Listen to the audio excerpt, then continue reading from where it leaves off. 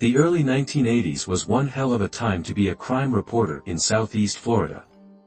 I moved down from South Carolina in the spring of 1980, and in doing so, almost doubled my salary from $17,700 to $31,000 a year. For an entry-level reporter, that was crazy big money back then. I wasn't even working for any of the major Miami papers either. I was working for a smaller, much more localized publication, you might know the Pinecrest Pioneer. It's a very morbid fact of journalism that if it bleeds, it leads. The paper's circulation had been up ever since the drug violence in Miami started spilling out into the suburbs. It could be really gruesome stuff too, we're talking gang reprisals, random killings, even bombings. Hence, why my new salary was so good. But the thing you start to notice after a while of covering this kind of gruesome thing is the corrosive effect it has on wider society. It's like something gets into the water supply or infects the collective consciousness. For a time, it seemed almost every other person in Pinecrest was up to no good. And I think, for me personally, the clearest example of this involved what I like to call the biggest story I never wrote. On Saturday, October 31st of 1981, there was a party at one of the big houses over on Marisa Drive. A wealthy boat salesman had allowed his 17-year-old daughter to throw a Halloween costume party in their backyard. She invited all her friends, they had the night of their lives. And around midnight, the boat salesman pulled the plug and then politely called time on the party. Everyone filed out into the streets outside and then slowly but surely, all the girls' friends began to safely make their way home, all except one. The next morning, the parents of a girl named Christine Parks reported her missing to the Miami-Dade Police Department. Initially, the prognosis was not good. All the houses on Marisa Drive, as well as the streets that surrounded it, are all built onto a kind of artificial canal, which allows the homeowners to dock their boats right next to their backyards. The police quickly theorized that since some of the girls had snuck alcohol into the party, Kristen had walked off on her own, fallen into the water, and drowned. Some had their doubts because no one had heard any yelling or splashing, but still, the cops dragged the canal for any human remains, if only to be able to rule it out as a possibility. But no human remains were ever found. 3 days into the search, and with law enforcement becoming increasingly desperate, a trucker was driving past the lake at the top of the South Dixie Highway when he saw a half-naked girl staggering out of a patch of trees near the side of the road.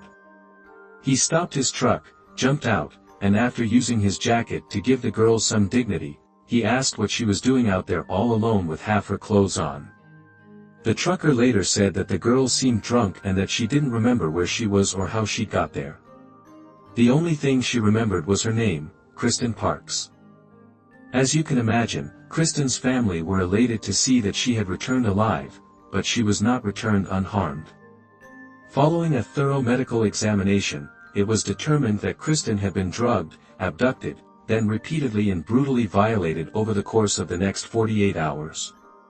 Then, instead of killing her, her abductors drugged her one final time, drove her out to the South Dixie Highway in the middle of the night, and dumped her in a wooded area. Kristen had been relatively calm and stable while under the drug's residual effects, but once she sobered up, it was a different story entirely. The trauma of what she'd experienced over those past few days was simply too much for her young mind to handle, and from what I understand, she suffered a total nervous breakdown. She withdrew from school, stopped seeing friends, and despite undergoing a rather radical course of medication and therapy, Kristen remained mentally and emotionally crippled by the horrors she glimpsed through the haze of her memory. But what made things 1,000 times worse was the fact that the search for her attackers very quickly ground to a halt. The investigation's lack of progress was greeted with fear and concern by Pinecrest citizens, and some were extremely vocal in their demands for justice. But none more so than the boat salesman whose home the party took place in. This is the point where I have to change some names to protect both you and I from some pretty nasty lawsuits, I imagine. And from what I understand, our boat salesman is still a very litigious man, and I'd hate to see you be punished for doing me the service of reading this out loud. So instead of referring to him by his real name, I'll just call him Mr. Stone. Mr. Stone had personally offered up to $10,000 reward to anyone who helped bring Kristen's attackers to justice and had even offered to hire a private investigator to expedite the process. With regards to the second point, Kristen's family declined his charity, but Mr. Stone remained highly and publicly vocal in his demands for justice. He even put up a billboard outside his showroom for a while, begging the public for further information. When we met at a charity auction in the spring of 1982, it was him that actually suggested that I start investigating the whole thing, and he offered his full cooperation in the hopes that my reporting contributed to catching Kristen Park's abductors. I couldn't work the case full-time, I still had other assignments to complete. But my editor gave me full permission to work on it whenever and wherever I could, provided he got the first option to publish it. The police had never arrested or charged anyone with Kristen's abduction, but they'd still questioned a handful of suspects in relation to the incident. The first was a young man Kristen had supposedly been dating, who had reacted badly when she broke up with him. He too had been at the party, but thanks to various alibis, he was ruled out as a suspect. The second person questioned was a security guard hired by Mr. Stone to ensure the partygoers stayed away from the canal at the rear of the house. The security guard said that at one point during the evening, Kristen had approached him to begin a conversation. The guard claimed Kristen showed signs of intoxication, so fearing that someone had smuggled alcohol into the party, which they had, he went to inform Mr. Stone. Stone instructed the security guard to head back outside, find the source of the alcohol, and then confiscate it. But when the guard returned outside, Kristen Parks was nowhere to be seen. Assuming she'd simply run off to hide among the throng of dancing teenagers, the guard simply carried on doing his job, trying to figure out where the booze was coming from. He didn't see Kristen again that evening, and it wasn't until the next morning that he learned she was missing.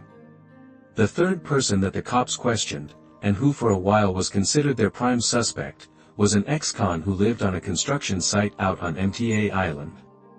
MTA is one of South Florida's most affluent neighborhoods, and with most of the homes there offering more than 10,000 square feet with high-end amenities such as gourmet kitchens, wine vaults, and spacious outdoor areas, it raised the question, what was an unemployed ex-con doing living out there? Well, the ex-con, a man named Frank Jeffers, had taken to squatting among the bones of a half-built home. Due to some pretty tight legal loopholes, the authorities were unable to effectively remove him. Somehow, Jeffers had managed to get his hands on a small boat, which he used to sail over to the wealthier neighborhoods on the edges of Pinecrest before absconding after committing petty acts of theft and vandalism. Jeffers had been arrested around half a dozen times, mainly for things like trespassing or harassment, but that's not what he earned a conviction for. You see, about 20 years earlier, Jeffers was arrested after abducting his neighbor's 14-year-old daughter. He bundled her into his car while she was on her way home from school, and if it wasn't for several witnesses reporting the license plate of the car, there's no telling what Jeffers would have done to that girl. The cops pulled him over as he tried driving the girl down into the Everglades, and he spent 16 years in prison on charges of aggravated kidnapping after he tried and failed to fight the case. Well, now Jeffers was out, and apparently, he was up to his old tricks again. It was Mr. Stone who turned the cops' attention onto Jeffers in the first place. His family had been unfortunate enough to have several run-ins with the man, including one incident in which he'd scared the heck out of Stone's then 16-year-old daughter while she was sunbathing. Jeffers had been making a nuisance of himself ever since his release from prison, and by the spring of '82, he constituted the cops' most likely suspect in Kristen Park's abduction. He was questioned on several separate occasions and his alibi for his whereabouts of Jeffers on the night of the abduction were apparently shaky at best. However, the lack of solid evidence connecting him to the crime shielded him from arrest or charges. It seemed only a matter of time before the police would be able to gather sufficient evidence against him. However, following a break-in at a Pinecrest boating goods store, the police attempted to place Jeffers under arrest. But when they rolled up on his half-completed squat, he opened fire on them with a .45 caliber handgun. As you can imagine, the cops were less than thrilled that Jeffers had suddenly decided to go out with a bang. But still, they obliged him, and following a hail of bullets and buckshot, the number one suspect in Kristen's abduction and assault was no more. I spoke with Mr. Stone following Jeff's death. While he expressed regret that the case's number one suspect would never see true justice, he said there were far worse ways for something like that to turn out. To be honest, I was inclined to agree with him. After covering serious crimes all around Florida and South Carolina for a full 5 years, I knew damn well that when it comes to child predators, the risk of reoffending never truly goes away. His death at the hands of the police might not have been true justice, but it was a kind of justice all the same. To the people of Pinecrest, it was like a great weight had been lifted off their shoulders. It seemed like Jeffers had gone and written the end of my article for me, going out in a blaze of glory. To coin a phrase, I thought all I needed to do was tie up a few loose ends in terms of some of the info I'd gathered. Then I'd write an article so complete and in-depth that when I turned it into my editor, I might as well staple up Ray's request to the front cover. But then those loose ends turned out to be like a loose thread in a knitted sweater, and the more I tugged at him, the more the whole goddamn story, as I knew it, started to unravel before my very eyes. Jeffers had 2 alibis for the night of Kristen's abduction. To get around, he either had to drive his boat or walk, which is how he ended up drunk out of his mind, walking past his neighbor's house on the night of the abduction. By his own admission, Frank Jeffers had been, and I quote, singing drunk, and had been wailing so loud as he walked past his neighbor's place that his neighbor came to his window to shoot him a very disapproving look. Jeffers claimed that they locked eyes long enough for him to flip his neighbor the bird, and then after yelling at him to go fornicate with himself, so to speak, the neighbor closed his curtains and presumably went back to sleep. But then, when the cops went to question this neighbor regarding the exchange, he claimed it never happened. No one had any reason to doubt the man. He might have disliked Jeffers, but not enough to perjure himself in a court of law, right? Yet, it was this particular point of interest that first made me realize that all was not as it seemed. I heard from one officer, who shall remain nameless, obviously, that the neighbor had altered his story once he realized Jeff's freedom was at stake. At first, he said he heard Jeffers returning home, but later he changed his story to say he assumed it was Jeffers returning home, but that he never actually laid eyes on him. He hadn't gotten out of bed, and he certainly hadn't shut his curtains after Jeffers had flipped him the bird. Everyone kind of knew the guy was lying. I believe cops when they say that they get a sense for lying, because I developed the exact same thing over the years. But if the guy truly was out of his mind and he hated Jeffers that much that he was willing to perjure himself, then there wasn't much that they could do to stop him, especially when he made such a convenient scapegoat. The second of Jeff's 2 ollies came from a bar that Jeffers visited late that night. It was a little place down near Cape Florida Beach named Buddy's. The cops had approached the bar's sole proprietor, who promptly handed over copies of the night's security camera footage. Yet, when it came to entering the footage into evidence, they decided it wasn't clear enough of an image of Jeffers and refused to enter it. Instead of returning the bar owner's property to him, they neglected to do so. I found that out when I went to talk to him. Since it had just been a blank VHS tape, the guy wasn't exactly ready to lawyer up over it, but he was still pissed about it. He used it as a jumping-off point to complain about the cops to me for around 10 minutes straight. I just let him talk and then tried to steer the conversation back in the direction of the security camera footage. It turns out he had the original tape on site and was more than willing to show it to me. Now, bear in mind, this was back in 1982. Even the most cutting-edge security camera footage was still very fuzzy compared to the kind of crystal-clear images you kids can shoot today. Frank Jeffers wasn't exactly inconspicuous. He liked bright colors, only ever wore a wife-beater, swimming shorts, and a pair of sandals, and had a streak of bleach blonde hair, kind of like a messy mohawk. I guess his fashion sense was part of the reason he was so easy to ID when it came to all of his petty crimes. When the owner of Buddy's showed me his security camera footage from that night, there was Frank, clear as day.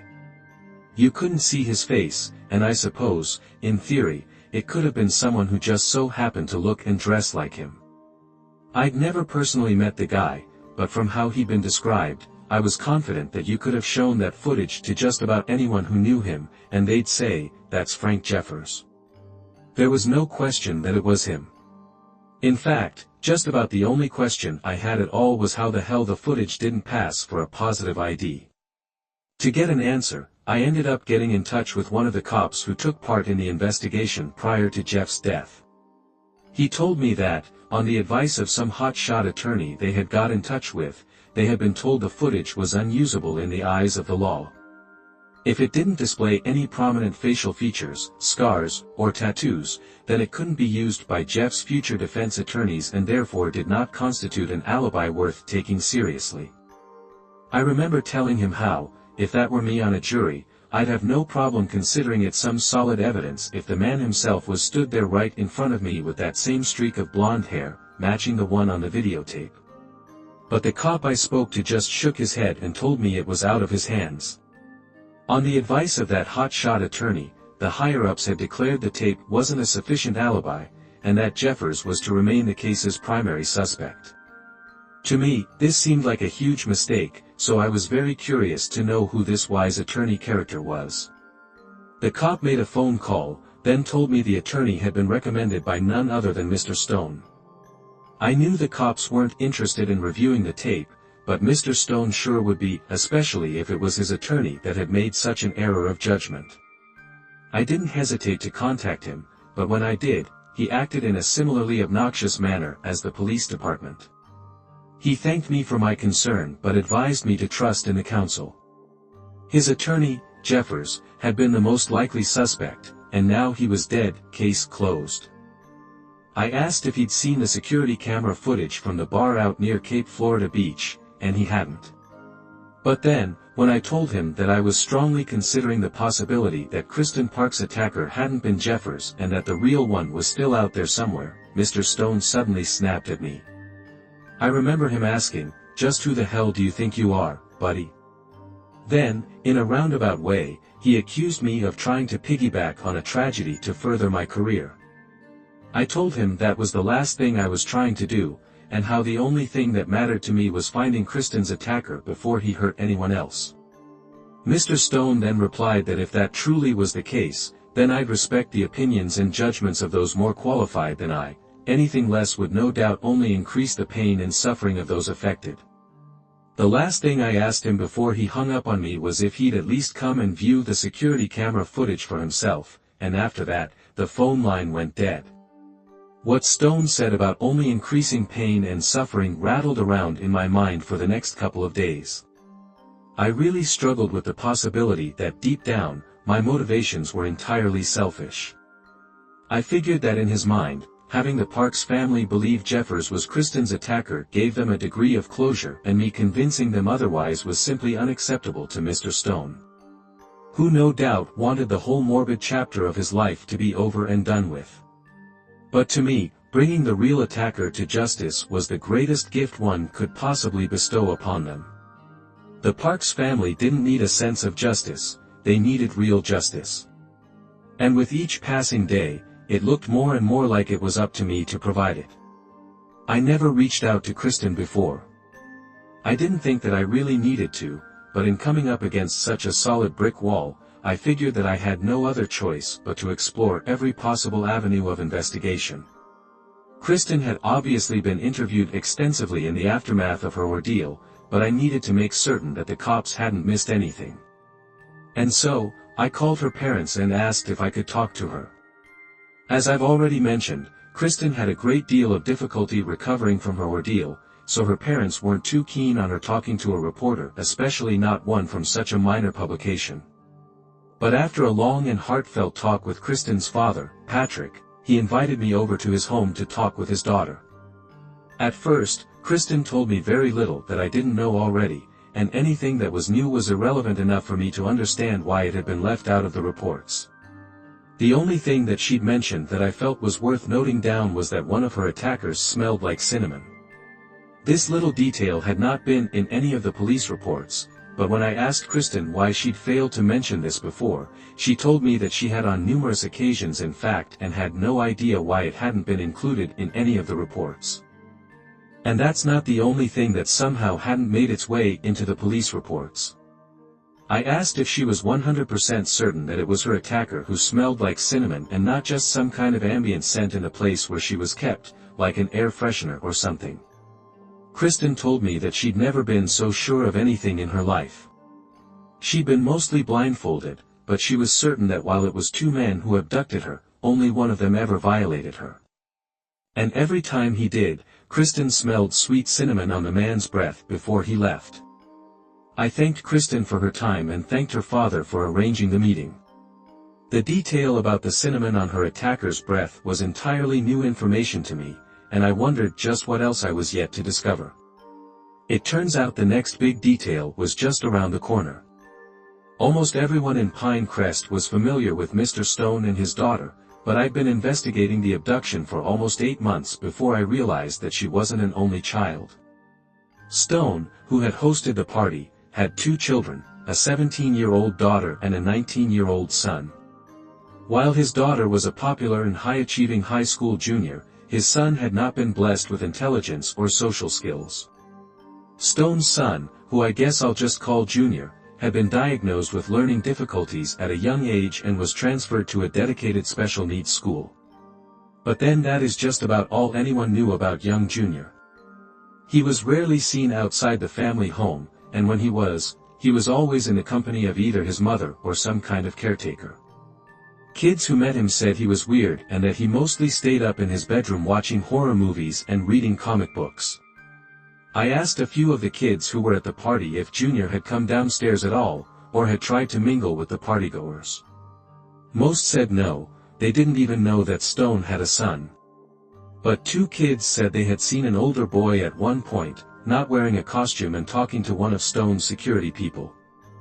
I then got in touch with the cop from the Miami-Dade Police Department, the one who told me about Stone's attorney ruling out Jeffers' alibi.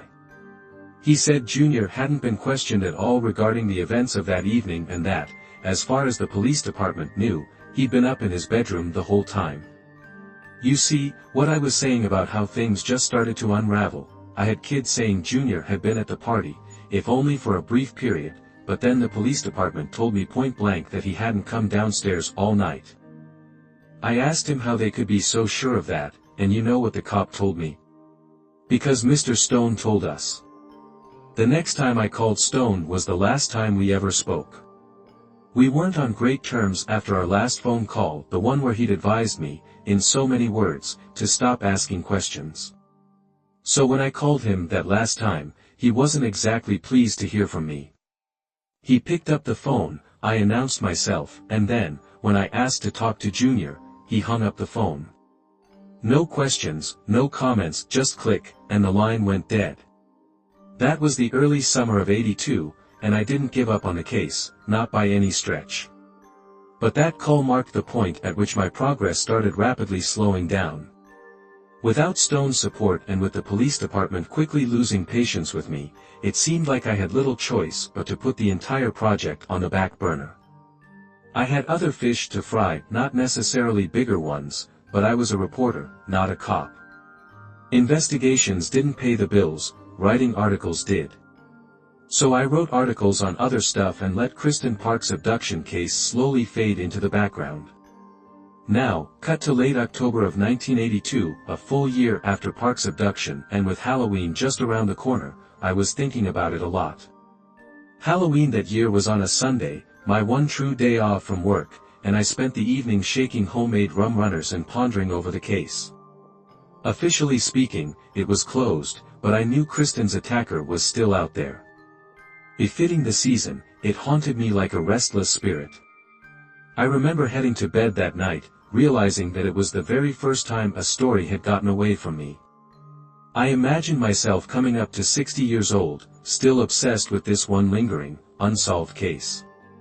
I'm actually laughing as I type this because my personal prophecy ended up coming true, all except for one little detail. I don't consider it unsolved anymore. And what I didn't realize back then, on Halloween night of 1982, was that it wouldn't even be 24 hours before I solved the mystery and not only figured out who abducted Kristen Parks but why.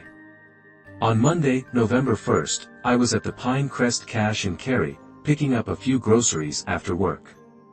I've been thinking about the Parks case here and there, but with it being a workday, I had much more of my mind on the stuff that I've been working on that day. I remember grabbing a little hamburger helper, because I wasn't much of a cook back then, along with a few other items before heading over to the registers. Now, I got in line, and then when I looked up, I saw the lady in front of me was one of Mr. Stone's housekeepers, who I'd met once or twice while visiting him at home. We exchanged greetings, then as we were chatting, my eyes wandered to the groceries that she had lined up on a little conveyor belt. Along with an assortment of cleaning items, there was a whole bunch of Halloween candy, and I correctly assumed that the bags had been heavily discounted due to the end of the spooky season. But the thing that really got my attention was how there were at least 5 or 6 bags of the same candy, and that particular candy was atomic fireballs. I remember saying to Anessa, Mr. Stone's housekeeper, that someone must have really liked those candies. I remembered them from when I was a kid, but I never did like that name, fireballs. Having my mouth burn just wasn't what I was looking for in a candy, so I never paid any interest in them, on account of their name alone. And that's half the reason that I made the comment in the first place, just wondering which little psycho liked the idea of sucking on an atomic fireball instead of maybe a Jolly Rancher or Lemonhead. Anessa looked at me, kind of chuckled a little, then told me that they were all for Mr. Stone's son, Junior. That he loved those candies more than anything and that they probably helped some dentist buy himself a boat to go with his vacation house down in Key West. By that point, Anessa was packing her purchases into her paper bags. And just as she picked up the last bag of fireballs, she takes a look at the bag, and then at me, and says something like, cinnamon. There was a very, very brief moment, maybe only a millisecond, where I thought to myself, I never knew they were cinnamon flavored. And then everything dropped like the meteorite that wiped out the dinosaurs. Cinnamon, the exact same scent Kristen Parks had smelled on her attacker whenever he violated her. Cinnamon, the favored candy of Stone's son, who lived his life watching splatter films in a windowless room on the 3rd floor and was seen talking to the security guard, who just so happened to be the last person to see her talking to Kristen Parks at that party. Frank Jeffers didn't have a van, he also didn't have a place to hold a teenage girl prisoner for a few days either, not somewhere secure like a storage unit, which is exactly where Kristen believed that she was being held.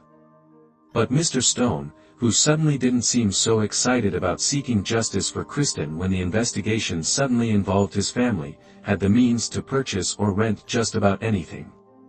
And maybe, just maybe, he had the money and the will to buy his socially inept son a little private time with a young friend of his sister's, who had caught his eye back then. As I put it all together, it almost seemed too crazy to even contemplate. Stone was a pillar of this community, someone who was either respected, admired, or loved.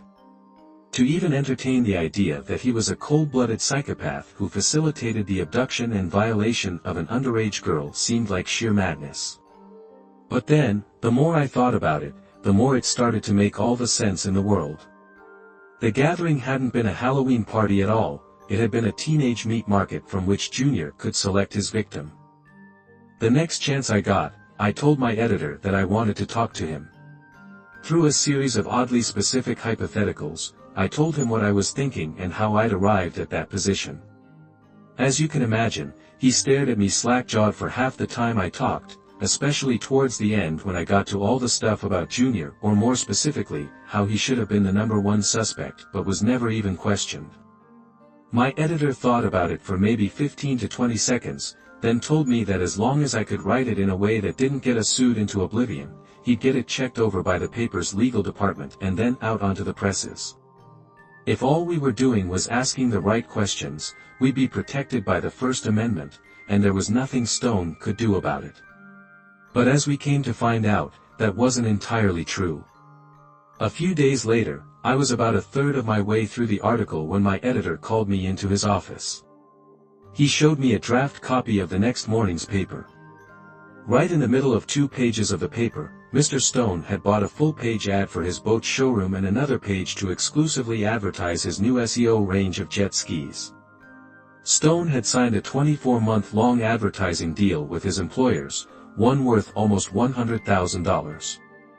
He knew that with that amount of money at stake, there was no way in hell that the paper's owner would run a negative story about him. As a result, my editor told me that we'd have to kill the junior story. It might sound weird, but I wasn't surprised. Seeing that giant ad almost knocked me off my goddamn feet. But I remember thinking, of course, he bought an ad.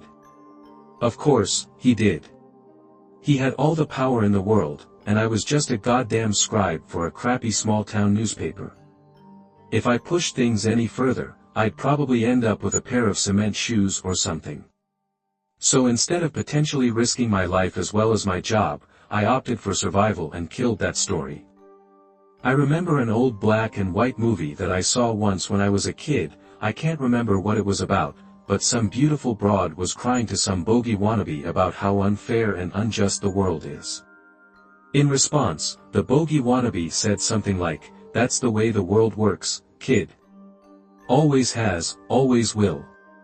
When I first heard that, I didn't believe it was true, but I feel like the whole process of growing up and becoming an adult is finding out that it is. And that a truer statement has never been spoken. Hi, let's read. I'm a long-time listener who happens to be very active in the comments section of your videos. I never had a reason to write to you before, but that all changed last October after a group of neighborhood kids decided to harass me, gaslight me, and otherwise make my life a living hell. I also want to take the opportunity to issue trigger warnings for poor mental health, pathogen anxiety, gangs talking, and interactions with cops. Sometimes, I really wish you'd do better and make an effort to protect your audience by issuing the appropriate trigger warnings, but I guess no one's perfect. First off, sorry, but not sorry. Here, I hate Halloween because if there was ever a day of the year that exemplifies all that's wrong with modern-day America, it's October 31st.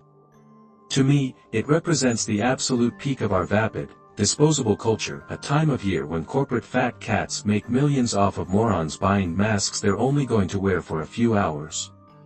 Now, don't get me wrong, I love candy just as much as the next guy, but turning the whole thing into a giant capitalist circle jerk disgusts me more and more each year. I hate Halloween, but that doesn't mean that I don't tolerate it. By tolerate, I mean I don't sit out on my step with a bucket full of rocks ready to hurl them at any kids who step on my driveway. I don't leave a bowl of candy out for the little brats who, by the way, almost always come from rich families who don't need to be extorting food from those less fortunate than them. But I do leave a sign out front saying, "No trick or treat, no exceptions," so they know not to knock on my door. The sign worked in 2021, and it also worked as intended in 2022. Which, by the way, they shouldn't have been out. Last year, a group of kids decided to completely ignore it and came walking up my driveway to knock on my door. When I heard someone knocking, I assumed it couldn't possibly be trick-or-treaters. So when I opened the door and saw a bunch of kids wearing cheap, full-body Marvel hero costumes, I was not pleased. First off, they looked way too old to be trick-or-treating. The kid in the Iron Man costume looked like he was 12 or 13 at the most. And when they all said trick or treat in unison, it sounded so entitled that it made me want to barf. I looked down at the kid who was attempting to look like Tony Stark and told him that his costume wasn't even lore accurate. He looked at me kind of funny and asked what I was talking about, so I told him that the circle on Iron Man's chest is called the arc reactor. It's supposed to be yellow. The fact that it's blue in those dumb Koro Fest movies is an artistic choice they made. It's a vibranium core to sell more Black Panther tickets. Traditionally, the reactor has been depicted as yellow or gold to signify different technological iterations. By the time I was finished, all 4 kids were looking at me like I was speaking another language. So, I just stepped back inside and told them to buzz off, then slammed the door in their faces. I deal with a lot of generalized anxiety, and pathogen control is a huge trigger for me. So just that minor interaction had me feeling extremely uneasy as I went and sat back down in my computer chair. But no sooner had I sat down than I heard someone knocking at my door for a second time. I knew who it was. There was no way it could have been anyone but those kids again. So, I stopped, walked back towards my front door, opened it up, and lo and behold, it was the trashy Marvel kids in their cringy costumes.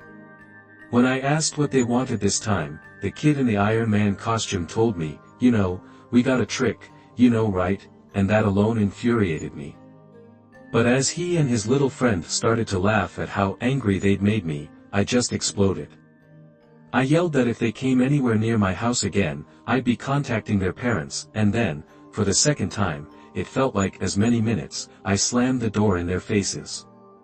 I was almost shaking with anger by the time I got back to my computer. The level of entitlement in those brats was just off the scale.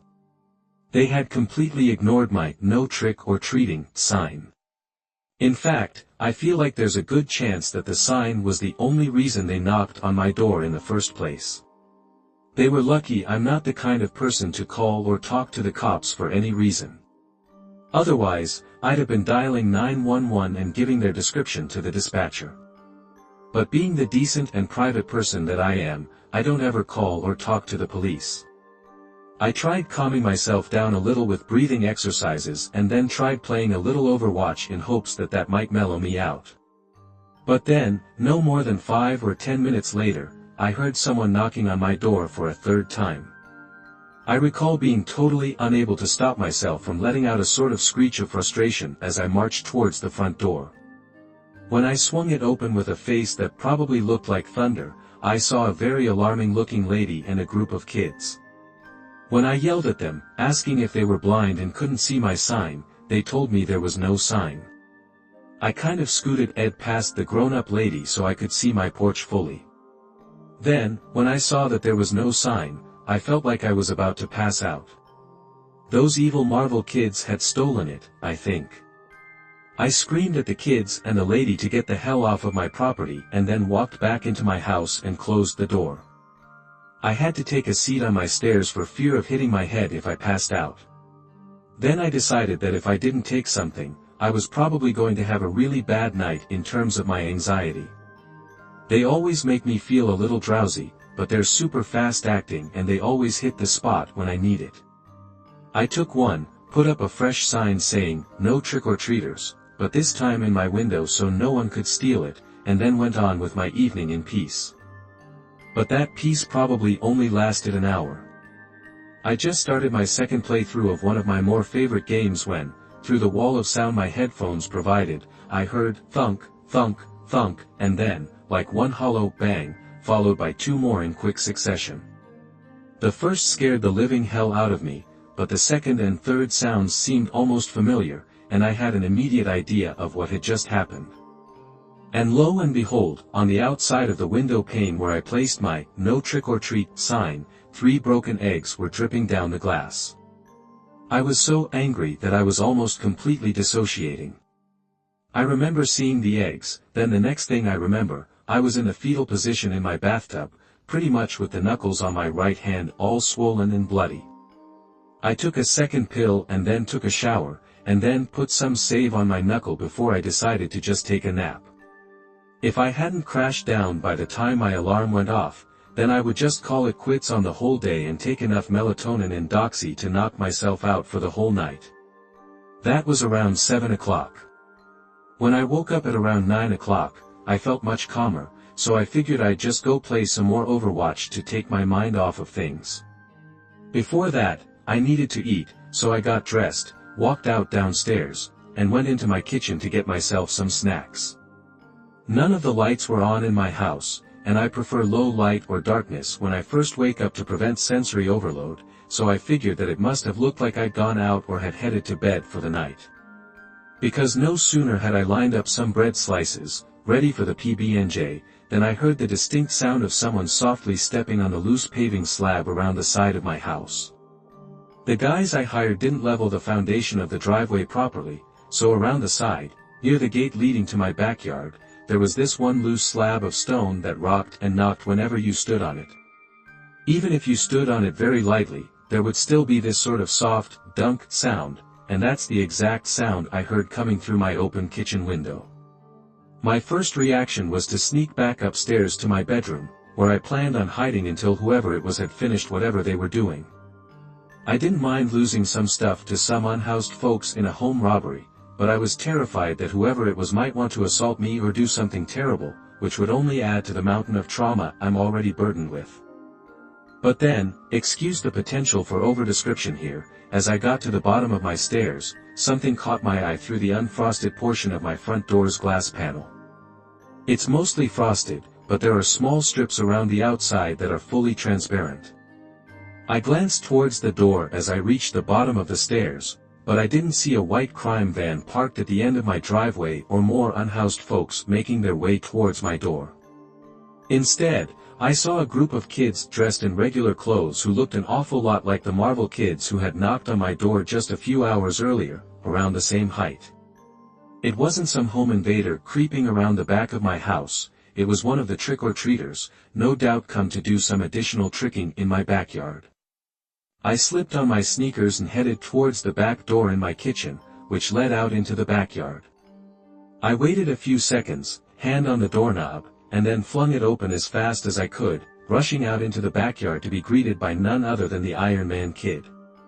I don't think I have the words to describe the kind of satisfaction I felt when I saw the look of pure terror in his beady rat's eyes. It was glorious, and I felt like an avenging angel as I slammed my body into him as he tried to escape. Escape. He had only one way to run, but since I caught him by surprise, I was able to cut him off in a very effective manner. I've never been much of a fighter, and I never played any sports in high school at all, so I didn't know the first thing about tackling or taking anybody down. But let me tell you, throwing all 243 pounds of myself at this kid as hard as I could manage sure as hell did the trick. He smashed into the wood fencing at the side of my house so hard that he basically slid down, and afterwards, before trying to find his feet again, I say, tried, because you can bet your ass that I didn't let him, and when he tried to scream, I found myself instinctually going for his throat to stifle his cries. He was so much shorter than me and so much weaker that it almost seemed way too easy to just snatch him up like that. And then, one by one, I wrapped both my hands around his throat and squeezed. The way it cut off all of his breath and completely silenced him was nothing short of exquisite, I might add. But as I squeezed and squeezed, lifting him off the ground and feeling his little legs kicking out underneath him, I realized that if I squeezed any harder, I'd be in danger of crushing his neck and outright killing him. I didn't want to kill him, I just wanted to scare the kid. And since I happen to know the difference between choking his breath and choking his artery, don't ask how I know this, I decided to mess with him a little bit. I loosened up my overall grip on his neck but focused my grip on either side of his larynx, which had the effect of slowing down the blood supply to his brain. That's all I had to do. Count to 5, and the kid went from flailing around like a fish out of water to limp as a wet noodle. I shouldn't have laughed, but my God, did his dumb little face look hilarious as he started to snore. His eyelids were half open, and his eyes were rolling into their sockets as I laid him down and started dragging him further into my backyard. The kid woke up again by the time we reached the grass, but he was so woozy and lightheaded that not only did he have no clue what was happening, but he didn't seem to know where he was either. He said a name, Brian or Ryan, or something, thinking maybe it was his friend and not me who was dragging him across the grass. I think, but when I stopped dragging him and he turned to look, I got to enjoy a second look of pure pants-wetting fear in his beady little eyes. He managed to stammer out something like, "Please don't," before I started to approach him again. Then, as he rolled over and tried to get up and run off with his back to me, I took an arm around his throat and began to choke him again. I have to reiterate at this point that I'm not a bad guy, so at no point did I actually plan on killing this kid. But having said that, it was still a lot of fun making him think that I was going to do so. As I squeezed in just the right spot on his neck, I told him those were the final few moments of his life.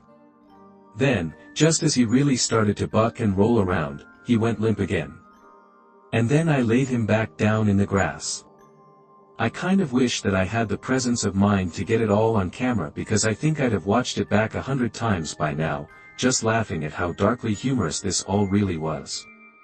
I'd have sent the kid and his family a copy of the recording, too, just so they could see the moment that I laid him down in the turf and began stroking his hair.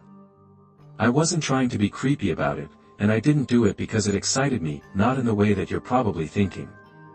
I did it because that time it really did look like he was just sleeping, and he made that weird snoring sound even louder than the first time. A few seconds later, when he woke up for a second time, he was just as confused and groggy as the first. Then, right as he looked at me, almost to ask, "Who are you?" I told him, "You're dead, kid. Kid. Welcome to hell." And at that moment, he peed his pants. The kid straight up wet his pants right there in front of me, as tears started to well up in his eyes and he started to hyperventilate. I had to smack him full force across the face to stop him from going into shock. I think this kid must have been 12 or 13 at the minimum, and that's a man in some cultures. And there he was, bawling his eyes out like a little baby, just because he got choked out a couple of times for retribution. I think his memory started to come back to him in that moment because he started blubbering, I'm so sorry," in between his little sobs. I had the presence of mind not to say anything at all for a moment. I just drank in the image before me, thinking, I did this. I took control, and I hadn't felt real pride like that in so long. I could have done so much more to that kid, but I decided enough was enough, and it was time to let him leave, just not without a little warning first. I told him by sneaking onto my property, he was lucky that I hadn't killed him. I also told him I had a right to peace and privacy, and so whatever conflict we had ended there. And then, because I wasn't about to call a bunch of brain-dead cops for the sake of some dumb kid, but in return, I expected the same from him. He was going to keep his mouth shut. And if he didn't, if I got so much as a whiff that he told another living soul of what had happened that night, I was going to saw through his mom's neck with a hacksaw, violating her in front of him. And then, when I was done with her, I was going to do the exact same thing to his dad, only in reverse. I told him I didn't care if I went to jail or whatnot, that my life was a living hell, and I'd be better off getting all that free medical care than having to pay for it myself. I asked him if he understood, and he nodded his head. Then off he went, scampering into the night with piss running down his legs, and I could smell it well. Long story short, the kid did tell someone, and I've had the cops harassing me all year. All because that little jerk couldn't keep his mouth shut and take his punishment like a man, instead of sniveling like a little boy. About to vandalize my backyard, I told the cops my truth, which was how some dumb kid had tried breaking into my house and that all I'd done was teach him how that wasn't a good idea. I did acknowledge that I grabbed him, dragged him around a little bit, and shoved him off my property, but I did leave out some of the parts, which I'm sure you can all agree is that he completely deserved. And I think that's only fair, though, because the kid said nothing about throwing eggs in my window or stealing my sign. He left out that little part. And you have to ask yourself, which is worse, criminal damage and theft of property, or a little rough and tumble with a kid that I did an effing favor for in teaching him a lesson? He had no right to be on my property, he had no right to steal my stuff. He effed around, and he found out. And if I do end up getting arrested over this, maybe I should follow through with my little promise to baby Tony Stark. Maybe I'll find out where he lives, where mommy and daddy lay their heads, and show him how some people are not to be messed with. And I'll be damned happy to submit a follow-up from jail. Just prior to 10 p.m. on Saturday, October 30th of 1993, 3 men walked through the doors of a single-story red brick bar named the Rising Sun. The Rising Sun is situated in the northern Irish village of Greysteel, a Catholic-majority town of just over 1,000 people, which lies on the northwestern coast of County Londonderry. That evening, the bar was hosting a Halloween party for the town's residents, with a great number of them donning creepy costumes before descending on the Rising Sun to drink and dance until the small hours of the morning. When the 3 men walked into the bar, they were wearing matching dark blue boiler suits, with only their mouths and eyes visible underneath cold black balaclavas. Their sudden presence was barely noted by the bar's occupants, who believed their outfits were little more than costumes. But the men had not arrived to enjoy the party, they had not brought joy orrery. Instead, they brought only death. Just 7 days earlier, two deliverymen drove a blue Ford Escort into Belfast from nearby Ardoyne. They parked just around the corner from Frizzle's Fish Soup on the Shankill Road. Then, after retrieving a heavy gym bag from their trunk, they began carrying it towards the fishmongers. Seeing as it was shortly after 1 p.m. on a Saturday when the two delivery men arrived, the fishmongers were extremely busy. So busy, in fact, that one of the delivery men, Thomas Begley, had to wade through the crowd of customers alone. Having hoisted the gym bag into both arms, his plan was to place the delivery on the refrigerated counter in front of him. But the 5B bag did not contain even an ounce of seafood. Because Thomas Begley and his companion, Shaw Kelly, were not couriers of perishable goods, they were members of the Irish Republic Army's Belfast Brigade. Instead of fish, the bag Begley was carrying contained a highly volatile homemade bomb. Begley's plan was to place the bomb onto the counter, announce that it contained an explosive device, and then order the fishmonger's proprietor and customers to make a swift exit. The civilians on the ground floor of the shop were not his intended target. In reality, the bomb was intended for those on the shop's second floor. You see, that afternoon, the second floor of Frizzle's fish shop was the location of a meeting between leaders of the IRA's arch-rival, the Ulster Defence Association. Formed in September of 1971, it was intended as a kind of parent organization to various armed militant groups who remain loyal to the British Crown. The UDA's twin goals were to defend Northern Ireland's Protestant population and to combat what was referred to as the militant republicanism of its IRA enemies. According to intelligence provided to Begley and Kelly, some of the most high-ranked UDA officials in the country would be packed into an upstairs room on that dreary Saturday afternoon, meaning just one well-placed bomb could potentially wipe out their entire leadership. But despite the IRA's meticulous planning, they got two things horribly wrong. The first was that the UDA's meeting had ended hours earlier, and the second floor of the fishmongers was completely unoccupied. The UDA's leadership made a habit of disseminating false information, even among its lower-ranking operatives, to ensure their movements and whereabouts were difficult to track. As far as most people knew, their meeting was due to commence at around 1 p.m. But in reality, it started at around 10 a.m., meaning that by 1 o'clock that afternoon, not a single member of the UDA's inner council was present when the two IRA operatives arrived with their bomb. But this was only the lesser of the IRA's two mistakes that day. The primary one was enlisting the help of a Catholic bomb maker with extremely subpar bomb-making skills. As Shaw Kelly waited near the fishmonger's door, his role being to shepherd customers off the premises, Thomas Begley hoisted the gym bag onto a refrigerated counter in front of him. Once he'd set it down, Begley planned to announce that he had a bomb and that all innocent civilians should vacate the area. But Begley didn't even get a chance to speak. The moment he set the explosives down onto the fishmonger's counter, the bomb inside of it suffered a catastrophic malfunction and detonated prematurely.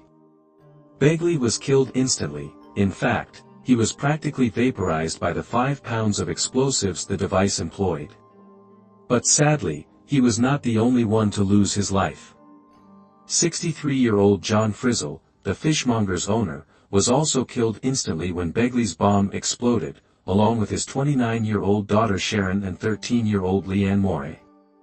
The IRA did indeed assassinate a member of the Ulster Defence Association that day, in the form of 27-year-old Michael Morrison, who just so happened to have stopped by to pick up some fish.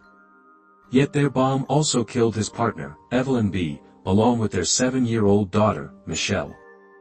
63-year-old George Williams also died in the blast, along with his wife, Gillian. Well, 38-year-old Wilma McCoo was crushed to death when the force of the blast caused the old building to collapse into a pile of rubble. In total, almost 60 people were injured by shattered masonry and flying glass. Then, over the next several hours, broken bodies and bloody survivors alike were dragged from the debris by a mixture of emergency services and frantic volunteers.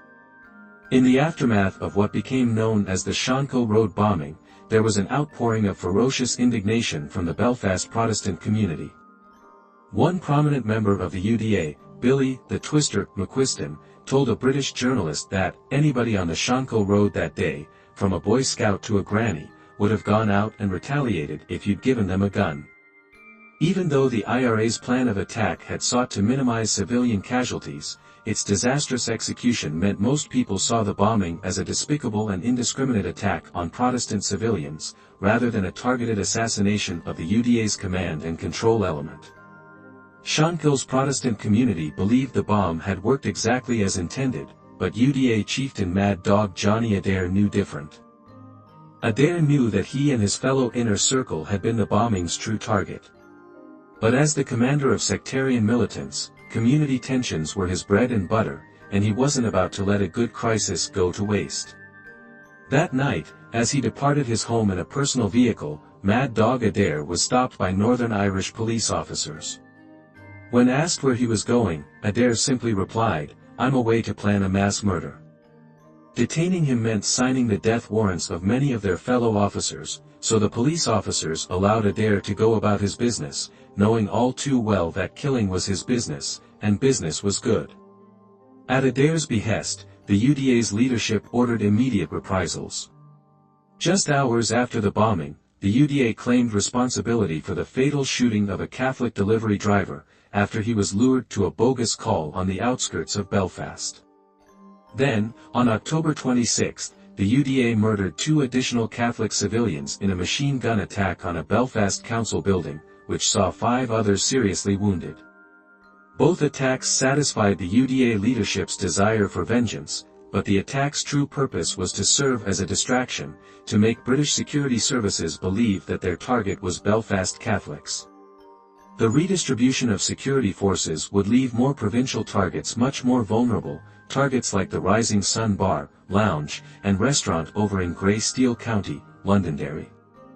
When it was discovered that the Rising Sun was throwing a Halloween party on Saturday, October 30th, the UDA leadership ordered the commander of their Londonderry brigade, Billy McFarland, to plan and execute an attack.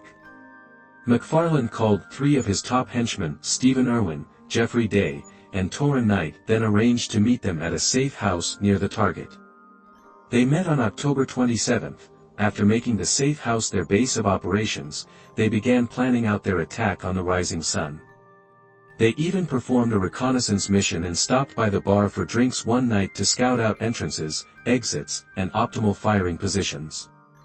It's chilling to think about just a few nights before the attack, the bar patrons shared drinks with the same men that just a few nights later would return to murder them. Finally, on the evening of October 30th, 1993, Irwin, Deeney, and Knight traveled by car to the Rising Sun, with a 4th man driving ahead of them as a scout. When the scout observed that the Halloween party was in full swing, he gave the nod to the UDA kill team. They parked their stolen Opel Kadett outside the bar and then walked inside, wearing boiler suits and balaclavas. When 3 men walked inside, armed with an assault rifle, a 12-gauge shotgun, and a semi-automatic pistol, some partygoers believed it was nothing more than a practical joke. 1 or 2 of them laughed at the sight of the men dressed in their matching boiler suits, poorly fitting masks, and old replica firearms, but while they might have been old, their weapons were most certainly not mere replicas. As more and more of the bar's patrons realized what was happening, they fell silent. When Stephen Irwin, armed with a Czech AK variant known as the VZ-58, saw the terror in his victim's eyes, he smiled. Then, after raising his rifle, he screamed "Trick or treat" before he began shooting. Jeff Deeney, armed with a 9mm handgun, fired a single bullet at a woman trying to flee before his weapon jammed, and he spent the remainder of the attack trying to clear the stoppage. But he was not calm or cool-handed enough to do so. Torrin Knight, armed with a shotgun, guarded the entrance while the shooting was taking place and was the only one not to fire his weapon in anger. Stephen Irwin, on the other hand, fired a total of 60 steel-jacketed bullets at the partygoers from his fully automatic assault rifle. It took just over 2 seconds to spray the interior of the Rising Sun with exactly 30 rounds of 7.62 ammunition. With each round traveling at over 700 meters per second, they chewed through the wooden frames of tables and chairs, punched fist-sized holes through human bodies, and sent glass splinters exploding across the room at speeds that caused them to become embedded in the unfortunate patron's flesh. When Irwin's rifle magazine ran dry and his rifle ceased to fire, a grim silence returned to the interior of the Rising Sun, broken only by the groans of the gravely wounded. Irwin's torrent of hellfire had been devastating. But the bar's terrified occupants believed the shooting was over. They began slowly emerging from their hiding places, only to see Irwin replacing his empty magazine with a full one. One woman began begging Irwin not to begin shooting again. He simply ignored her, continued to reload his weapon, then sent the first of his new bullets through her skull. People scrambled for cover as Irwin once again began spraying the room's occupants at random. And again, it took mere seconds for him to send an astonishing amount of lead ripping and tearing through fixtures and figures alike. When Irwin's second magazine ran out, survivors heard him laughing as he surveyed the death and destruction he'd wrought. Irwin was still cackling as he walked outside, climbing into their stolen car, and escaped with his fellow gunmen. The first emergency services to arrive on the scene later described it as a living hell. Dead and dying patrons were scattered across the dance floor, while entire sections of the floor had become glittering puddles of blood and broken glass. 8 people had been killed outright, while 19 were treated in the hospital for serious injuries. 6 of the dead were Catholics, while, ironically, 2 of them were Protestants. The deceased were identified as Karen Thompson, aged 19, and Stephen Mullen, aged 20. Also among the dead were Moira Duddy, 59, and Joseph McDermott, 60. The others included James Moore, age 81, John M.O., age 50, John Burns, age 54, and Victor Montgomery, age 76. The following day the Ulster Defence Association, UDA, claimed responsibility for the massacre, referring to it as a raid, and stated that the murders were the continuation of our threats against the nationalist electorate. They would pay a heavy price for last Saturday's slaughter of 9 Protestants. A UDA member from West Belfast claimed their gunmen had information that senior IRA men drank at the Rising Sun. Unfortunately, they were not there on Halloween, but our boys acted on the briefing they had been given. The UDA's public relations wing acted with the same, though professionalism, synonymous with the Troubles, but behind the scenes, there was sickening revelry. The gunmen were welcomed home as heroes. Stephen Irwin was particularly boastful of his wanton act of savagery, gloating that he executed a Catholic woman who begged him not to end her life, proud that he exhibited the same lack of mercy as those who destroyed Frizzell's fishmongers. Thanks to the British Security Service having heavily infiltrated both Catholic and Protestant paramilitary groups, identifying the gunmen was remarkably simple since they were boasting of their involvement. The names of the gunmen made their way from pub to club until they reached the ears of British informants. Over the weeks that followed, Stephen Irwin, Geoffrey Day, and Torrin Knight were hunted down and arrested, then taken into custody by Northern Ireland's police service. During his first appearance on the stand, Torrin Knight was filmed laughing, taunting, and shouting abuse at the victims' relatives before being led from the courthouse by his friends. Geoffrey Day remained silent, but Stephen Irwin, responsible for the vast majority of injuries and deaths, called his crimes payback, before adding that he'd had no remorse. Finally, in February of 1995, all 3 men were sentenced to life imprisonment for their involvement in what became known as the Grey Steel Massacre. Torrin Knight then received an additional life sentence for his involvement in the cattle killings, in which 3 innocent Catholics were shot and killed by UDA gunmen. All 3 men should have spent the rest of their lives in prison, but because of clauses in the peace deal known as the Good Friday Agreement, Irwin, Deeney, and Knight were released in the year 2000, less than 5 full years into their supposedly lifelong prison terms. The Good Friday Agreement saw the release of many such dangerous prisoners on both sides of the political and religious divides. Michael Stone, infamous for his grenade and gun attack at the funeral of a slain IRA man, saw freedom long before his sentence was up, as did Patrick Magee, who attempted to assassinate the British Prime Minister in the 1984 Brighton hotel bombing. But another prisoner to win his freedom thanks to the agreement was Sean Kelly, the sole survivor of the IRA bomb team who prematurely detonated their device in the fishmongers on the Shonkill Road, in the name of progress. Alan Gillis, a poet and native son of Belfast, wrote a poem of the same title, Progress, and it reads as follows: They say that for years Belfast was backwards, and it's great now to see some progress. So I guess we can look forward to taking boxes from the earth. I guess that ambulances will leave the dying back amidst the rubble to be explosively healed, given time. 100,000 particles of glass will create impossible patterns in the air before coalescing into the clarity of a window, through which a reassembled head will look out and admire the shy young man taking his bomb from the building and driving home.